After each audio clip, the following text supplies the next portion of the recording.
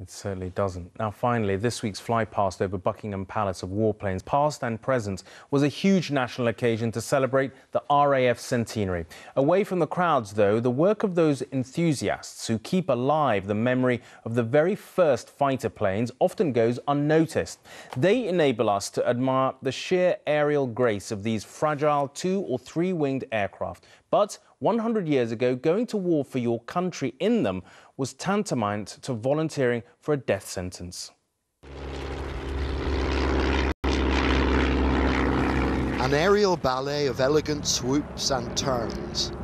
A performance by what are in effect time machines, taking us back to 100 years ago. Then aircraft like these were doing a deadly dance in the skies over the Western Front. Today they're entertaining over southern England.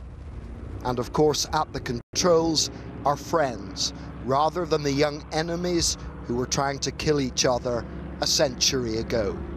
Just over a decade after the Wright brothers first flew and man was at war in the air, combat began with pilots trying to drop bricks on each other's planes, but soon armed with machine guns. They were dogfighting. In this, the RAF centenary year, it's been a busy summer for the Great War Display Team, a group of enthusiasts led by former jumbo jet pilot Gordon Brander. He has a healthy respect for the pilots he and his team seek to emulate. The life expectancy was 1 to 2 weeks. I think the statistics say that 1 in 4 died. So I've got huge admiration for them, and having flown this machine where you can't see very much, how they went into combat and did it, I just don't know. Having promised not to touch anything, I was lucky enough to climb into a BE-2C, a British reconnaissance aircraft that during the war became known as Fokker fodder.